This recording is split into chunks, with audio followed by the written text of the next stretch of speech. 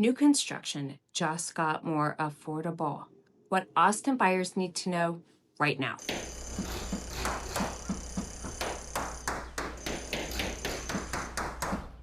The moment buyers have been waiting for. Hey y'all, it's me, Kathy.sokolic, Principal Realtor with the Mueller Residential Group here in Central Austin, back with more real estate talk. And today I want to talk about something that could actually change the math for a lot of people who have been sitting on the fence about buying a home. New construction prices just hit their lowest levels since 2021. Remember, that was crazy COVID times. Nationally, the median sale price for a newly built home has dropped to around $390,000. And here in Austin, where new construction has always been part of the conversation, that shift is really worth paying attention to. But lower prices are only part of the story. Builders are also layering on incentives at a rate that would have seemed almost unthinkable 2 or 3 years ago. Closing cost assistance, free premium upgrades, mortgage rate buy-downs, outright price cuts. If you've been telling yourself that new construction is just out of reach, or that the timing was never quite right, I want you to take a fresh look at that assumption today, because the market has genuinely shifted. I'm going to break down exactly what is happening nationally and here in Austin and why it's happening and what it means for you right now as a buyer. I'll also walk you through the real differences between buying a new build and a resale home because they're not really the same process. And going in unprepared, it can cost you. So let's get into it. Here's a key point. New construction prices are at their lowest level since 2021. Builders are motivated and incentives are legit. This is a window worth taking seriously. So why did new construction prices come down and what exactly does it mean? Let me give you the context behind this shift because it matters. During the pandemic, new construction prices surged alongside everything else in the housing market. Demand exploded, supply was constrained, material costs escalated, and builders were firmly in the driver's seat. If you were a buyer trying to get into a new build in 21 or 22, you know exactly what that felt like. It was pretty rough. But that era is over. Builders are now managing inventory more carefully. And to keep sales moving in a market where buyers have more options and more caution, they have adjusted their pricing strategy. According to Zonda, entry-level homes have seen the steepest price drops, down roughly 2.7% over the past 12 months. That's more than any other price tier. For first-time homebuyers specifically, that is a meaningful number. Now, I want to be very clear about something because I know some people will hear prices dropping and immediately think 2008. That's not what this is. It's completely different. Builders today are far more disciplined about supply than they were heading into the 2008 housing crash. They are not overbuilding. They are strategically pricing to keep inventory moving. New home prices are still above pre-pandemic norms. This is just a calibration, not a collapse. There is a really important distinction here that Joel Berner, senior economist at Realtor.com, put really well. Many existing home sellers will simply put their home on the market or simply pull their listing rather than accept less than their desired price. We've talked a lot about that. But builders are more motivated to sell their inventory than owner-occupants are. They have carrying costs, they have overhead, they have new product coming through the pipeline. That motivation makes them better negotiating partners right now today. And in Austin specifically, we are really seeing that play out. The Metro has experienced a meaningful increase in new construction inventory over the past 18 months, particularly in the suburban areas around the city. Builders who were aggressive on pricing during the boom years are now competing harder for buyers. That competition benefits you, the buyer. So another key point here, this is not a crash. Builders are strategically reducing prices to move their inventory. Their motivation makes them better negotiating partners than most resale sellers. The incentives that actually move the needle. So let's talk about the incentives, because this is where I think a lot of buyers are genuinely surprised. According to the National Association of Home Builders, 60% of builders nationwide are currently offering some form of buyer incentive. More than 1 in 3 are cutting list prices outright by an average of about 5%. Significant. Now, let me walk you through the 4 main categories of incentives we're seeing right now, because they are not all equal, and understanding the difference does matter if you have to pick and choose. Closing cost assistance. So some builders are covering thousands of dollars in buyer closing costs to reduce the upfront financial burden. On a $400,000 home where closing costs might run between $8,000 and $12,000, having the builder absorb even a portion of that is real, and it's an immediate benefit. Premium upgrades at no charge. Designer finishes, appliance packages, flooring upgrades, countertop packages, things that would normally add $20,000 to $40,000 to your contract price are being offered as standard in some communities now.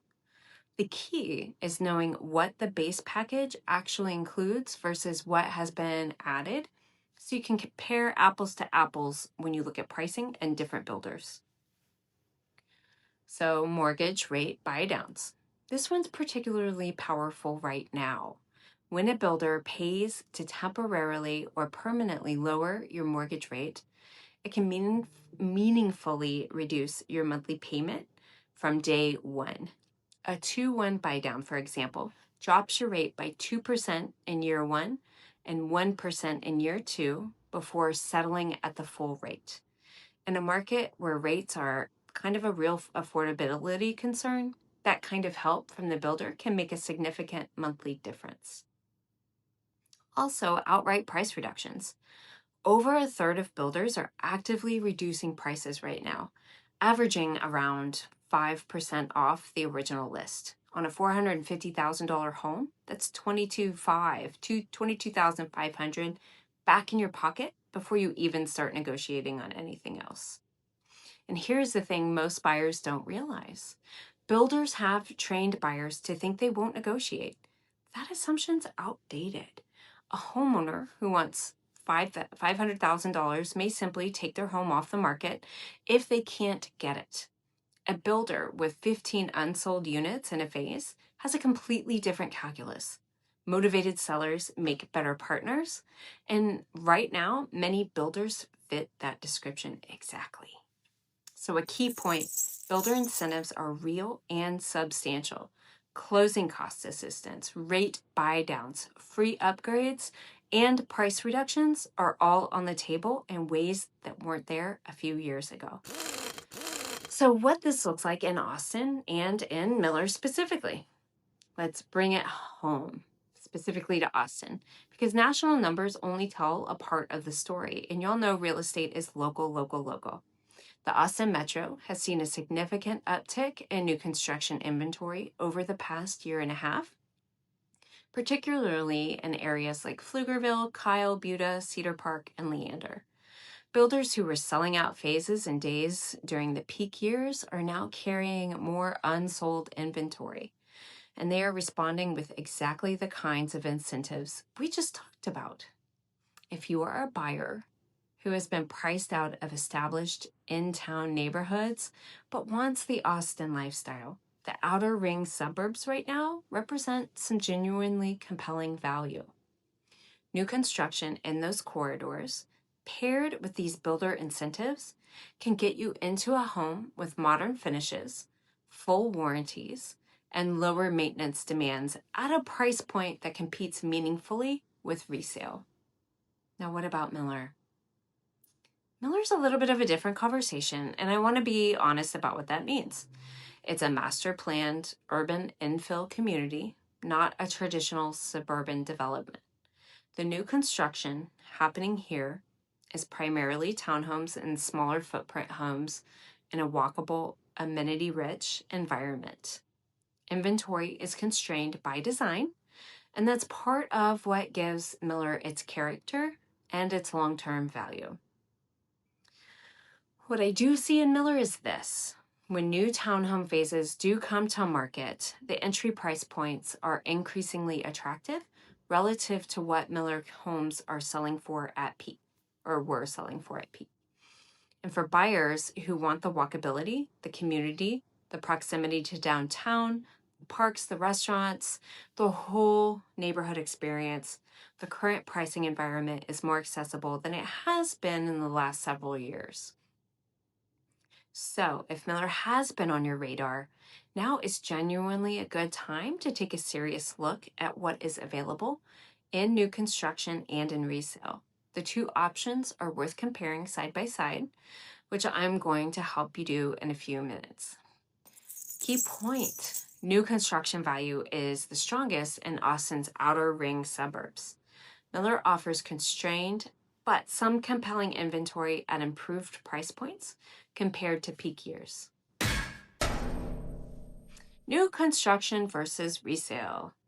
One of the questions I get most often from buyers who are seriously considering new construction is this: how does it actually compare to buying a resale home? And I'm going to give you an honest answer because there are genuine advantages on both sides. The case for new construction: everything's new.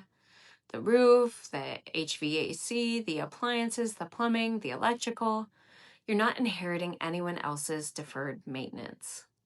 You are not walking into a home and immediately making a list of things that you're going to need to update. You also typically get a builder's warranty. Most new homes in Texas come with a 1-year workmanship warranty, a 2-year systems warranty, and now we're looking at either a 6 to 10-year structural warranty. That is a level of protection you just may not get with a resale home. And right now, you potentially get the builder incentives we talked about, those rate buy downs, the closing cost help, the upgrades. Those are not available in a resale transaction. So the case for resale. Resale homes in established neighborhoods like Mueller, East Austin, Central Austin come with something new construction typically cannot replicate: character, mature landscaping like trees, an established community, and location. You're not waiting for a neighborhood to develop around you. It's already there. Resale homes also tend to close faster. A new construction build can take 6 to 12 months to complete, unless it's already on the books with the builder. If you need to move in a defined time frame, that lag can be a real constraint. And in certain segments of the Austin market, resale is simply more competitively priced right now, particularly for buyers who want in-town locations. The bottom line: new construction is not automatically better than resale, or vice versa. The right answer depends on your timeline, your priorities, your neighborhood preferences, and your financial situation. What I can tell you is that the current incentive environment makes new construction worth a serious look for buyers who may have dismissed this in the past. So the key point here: new construction brings warranties, modern systems, and current builder incentives. Resale brings established community, character, and location. Know your priorities before you decide. So what you need to know before you buy a new build. Buying a new construction home is different from buying a resale home. And I want to spend just a couple minutes on this because the differences matter, and not knowing them can cost you. Builder contracts are not standard TREC contracts. In Texas, most resale transactions use a standardized contract from the Texas Real Estate Commission. Builder contracts are proprietary. They are written by the builder's attorneys to protect the builder's interest. They don't care about you. That does not mean that they are unfair, but it does mean you need to read them carefully and ideally have your own agent review them before you sign anything. The builder's preferred lender is not always your best option. Builders typically offer their best incentives when you use their preferred lender. You know, they have a little partnership there. Sometimes that is genuinely a good deal. Sometimes the rate or the fees are not competitive. So always get a quote from an independent lender as well and do the math. Sometimes the incentive is legit. Sometimes the preferred lender quietly makes it up somewhere else in the loan with a fee. Get an independent home inspection. This is very important. I hear this from buyers all the time. It's new construction. Do I really need an inspection? Oh my God, yes, please. Absolutely, yes. New construction is not mistake-free, and a pre-drywall inspection and a final walkthrough by an independent licensed inspector are worth every dollar. They are not redundant just because the home is new. You never know what you're going to find. And have your own representation with a seller of a builder. The sales agent at a builder's model home represents the builder, not you. Having your own buyer's agent to represent your interests costs you normally nothing as a buyer. The builder compensates both agents normally. And the guidance you get navigating options, upgrades, contract terms, and negotiation is invaluable. Do not walk into a builder's sales office unrepresented. I cannot stress that enough. Key point, builder contracts are proprietary. The preferred lender deserves scrutiny. Independent inspections are non-negotiable, and always bring your own representation. So, is now the right time for you? All right, let's just put a bow on this. New construction prices are at a 5-year low. Builders are motivated, incentives are real, and they are substantial. The math that did not work for a lot of buyers 2 years ago may work right now in a way you haven't fully run the numbers on. But, and I want to be clear about this, whether new construction is the right move for you specifically depends on your situation, your timeline, your neighborhood priorities, your financial picture, the community you want to live in. If walkability, an established neighborhood, and the Mueller community experience are your priorities, resale may still be the answer. If you want modern finishes, warranties, and you are flexible on location within the metro, new construction right now deserves a serious look.